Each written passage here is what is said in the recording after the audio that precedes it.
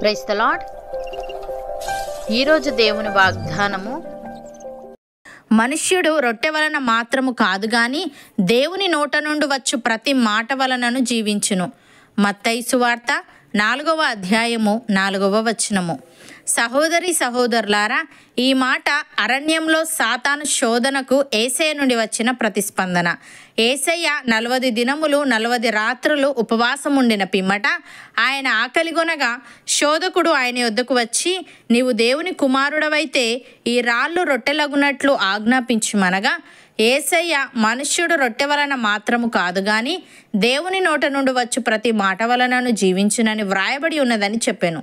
ప్రియులారా, సాతాను యేసయ్య భౌతిక ఆకలిని లక్ష్యంగా చేసుకున్నాడు. ఆయన భౌతిక అవసరానికి త్వరగా మరియు సులభంగా పరిష్కారాన్ని అందించాడు. మనుష్యుడు రొట్టె వలన మాత్రము కాదు గాని దేవుని నోట నుండి వచ్చు ప్రతి మాట వలనను జీవించునని చెప్పడం ద్వారా యేసయ్య భౌతిక అవసరాల కంటే ఆధ్యాత్మిక పోషణకు ఎక్కువ ప్రాముఖ్యత ఉందని నొక్కి చెప్పాడు. సాతానుతో తన యుద్ధంలో యేసయ్య ఆత్మ ఖడ్గాన్ని అనగా దేవుని వాక్కును ఉపయోగించాడు. యేసయ్యకు దేవుని వాక్కు తెలుసు. దాన్ని ఆయన అర్థం చేసుకున్నాడు, ప్రేమించాడు. ఏదేమైనా దానికే లోబడి ఉండాలని నిర్ణయించుకున్నాడు. అందుకే ఎన్ని శోధనలు వచ్చినా నెగ్గి సాతాన్ను ఓడించగలిగాడు. అన్నిటిలో లాగానే ఇందులో కూడా ఆయన మనకు ఆదర్శం. దేవుని వాక్కును ఎరగని వారు సాతాను శోధనలను తరచుగా గుర్తుపట్టలేకపోతారు. ఒకవేళ గుర్తుపట్టినా సాతానుతో పోరాడదలుచుకున్న వారి ముఖ్యమైన ఆయుధం వారి చేతుల్లో ఉండదు. భక్తుడు ఈ విధంగా అంటున్నాడు, మీరు అపవాది తంత్రములను ఎదిరించుటకు శక్తిమంతులగునట్లు దేవుడిచ్చు సర్వాంగ కవచమును ధరించుకొనుడి. ఏలే అనగా మనము పోరాడున్నది శరీరులతో కాదు గాని ప్రధానులతోనూ అధికారులతోనూ ప్రస్తుత అంధకార సంబంధులకు లోకనాథులతోనూ ఆకాశ మండలమందున దురాత్మల సమూహములతోనూ పోరాడుచున్నాము. అందుచేతను మీరు ఆపద్దినమందు వారిని ఎదిరించుటకును సమస్తము నెరవేర్చిన వారై నిలవబడుటకును శక్తిమంతులగునట్లు దేవుడిచ్చు సర్వాంగ కవచమును ధరించుకొనుడి. ఎలాగనగా మీ నడుమునకు సత్యమును దట్టి కట్టుకొని నీతి అను మైమరువు తొడుగుకొని పాదములకు సమాధాన సువార్త వలననైన సిద్ధ మనస్సును జోడు తొడుగుకొని నిలవబడుడి. ఇవన్నీయుగాక విశ్వాసమును డాలు పట్టుకొనుడి. దానితో మీరు దుష్టుని అగ్నిబాణములన్నిటినీ ఆర్పుటకు శక్తిమంతులవుదురు. మరియు రక్షణ అను శిరస్త్రాణమును దేవుని వాక్యమును ఆత్మ ఖడ్గమును ధరించుకొనుడి. ఆత్మ వలన ప్రతి సమయమునందును ప్రతి విధమైన ప్రార్థనను విజ్ఞాపనను చేయించు ఆ విషయమై సమస్త పరిశుద్ధుల నిమిత్తమును పూర్ణమైన పట్టుదలతో విజ్ఞాపన చేయించు మెలకువగా ఉండుడి అని. ప్రియులారా, విశ్వాసులు ఆత్మ సంబంధమైన యుద్ధంలో ఉన్నారు. వారు దేవుని సైనికులు కాబట్టి పోరాడుతూ జయిస్తూ ఉండేలా తగిన సాధన సంపత్తి వారికి ఎల్లప్పుడూ ఉండాలి. ఇందుకు వారి శక్తి, చిత్తం, సంకల్ప బలం చాలవు. వారికి దేవుని బల ప్రభావాలు అవసరం. వాటి కోసం వారు ఆయన వైపే చూడాలి. వాటినిస్తాడని ఆయన్ను నమ్ముకోవాలి. ఆయన వాక్కును నిర్లక్ష్యం చేయకూడదు. ఈ పోరాటంలో మనం బలవంతులమై ఉండేలా సహాయపడేందుకు బైబిల్ మొత్తం మనకు అందుబాటులో ఉంది.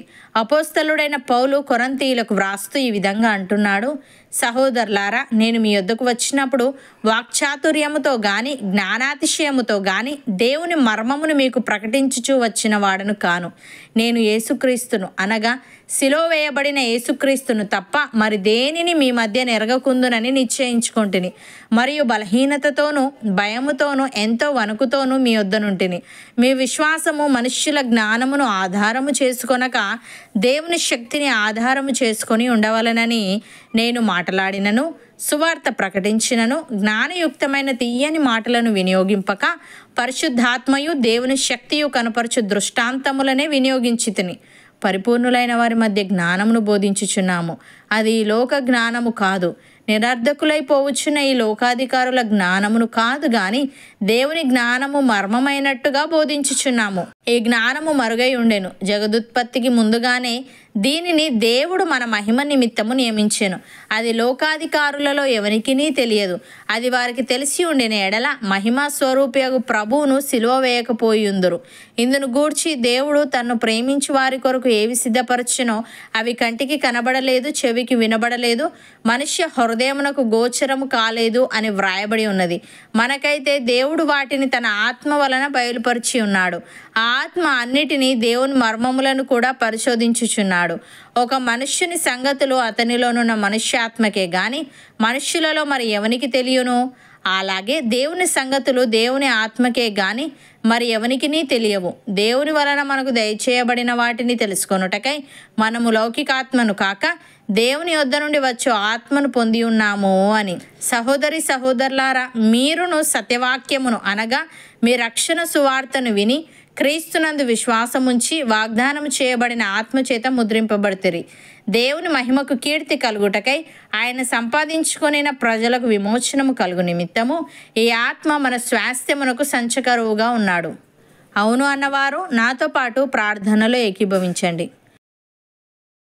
పరిశుద్ధుడా, ప్రేమగల తండ్రి, మనుష్యుడు రొట్టె వలన మాత్రము కాదు గాని నీ నోటి నుండి వచ్చు ప్రతి మాట వలనను జీవించునని భౌతిక అవసరాల కంటే ఆధ్యాత్మిక పోషణకు ఎక్కువ ప్రాముఖ్యత ఉందని నీవు తెలియజేశావు. తను నీకు స్తుతులు.